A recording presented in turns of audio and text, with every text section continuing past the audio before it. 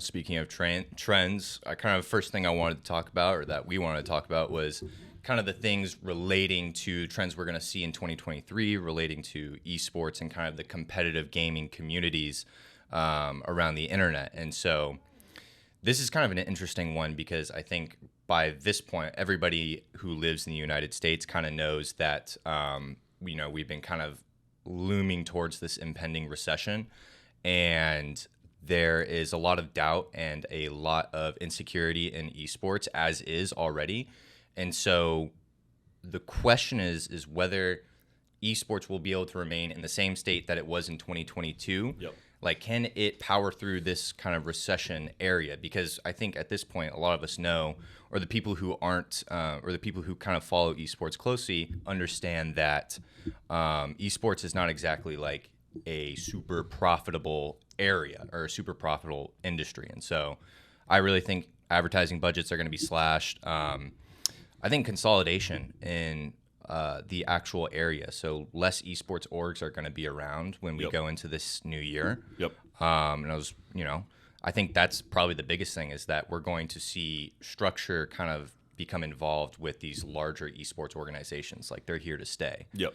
So, I don't know what you think about that, obviously, but I mean, the big thing that I think, and I think you kind of nailed it right there, is you're going to have budget slashes. Esports, like you said, not necessarily very profitable as its own venture because of the cost around whether they be online events, in-person events. There's that aspect of it. But then also, not to only focus on maybe, let's call it like the negative things, positive things. Content creation is at an all-time high. Right. I think moving into this, content creation is a big win in 2023 and was a big win in 2022, and I think it's going to continue down that trend. But there's definitely going to be, I think, slightly less of a focus on esports per se and more on the content creator as an aspect of the job, so to speak. And to speak to your point on like the consolidations that are happening, we've got crypto companies and all these different types of companies that are associated with certain organizations, and then also obviously companies that have IPO'd and are publicly traded companies now that do esports or content creation. And so it'll be interesting to see, and I think we actually spoke about this pretty recently, like some of these guys can only boast like having like a 6 months budget left or something like that to be able to operate. We're not going to name names. No, and because we love everybody there in the content creation world and the creator economy with us, but there's some folks that are not doing well, right? Right. They're just not. I don't think I think a lot of the orgs are not prepared to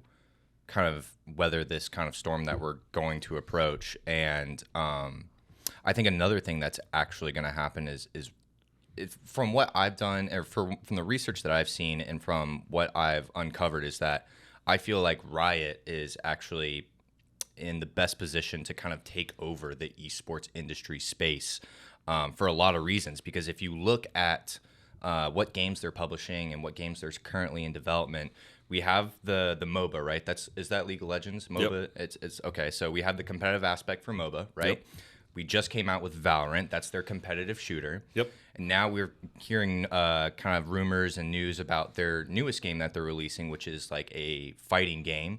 So they're going to take what I see happening is that they're taking over all of these different genres of games, and they are going to develop the most competitive and fair and balanced games to cater to those competitive players. And so I think their idea is that, hey, we are going to be the hub of esports. And what's slowly going to happen is publishers are going to realize that either A, our game does not need to be an esport, or B, they're just going to be like, well, the competition's really too strong because they're doing this purposefully for esports. They're making these games for competitive play. Yep. And so I think we're going to start to see publishers going to really rethink their decision on how they want to approach esports. And I think we're going to see a lot of publishers start to not really abandon, but start to support those scenes less and less as they realize that, hey, the casual player base is still more prevalent than what the esports space would be. even after we've invested all this money in building leagues and making sure that teams are funded and making sure that we have live events that these players can compete in. And so I think that's a really big issue, is that these publishers are not going to be ready for what Riot has in store, because they're just gonna take over. Yep. So the question is can Riot reproduce like an Amazon model?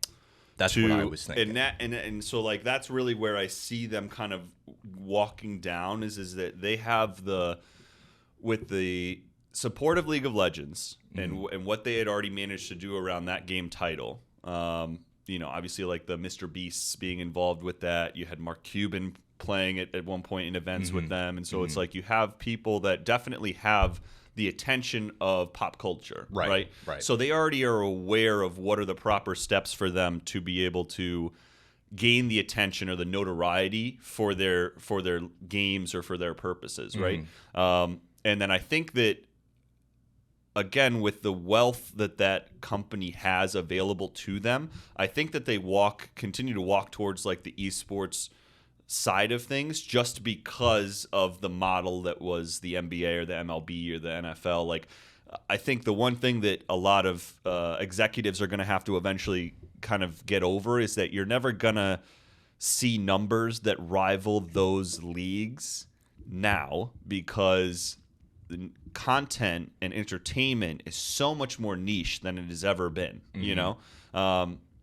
We were just, flicking through the phone, and they were talking about one of my favorite movies, which is Ace Ventura. You don't realize like how some things don't age well, or some things like don't apply to everyone, or can disenfranchise a particular group of people. And so it's like those.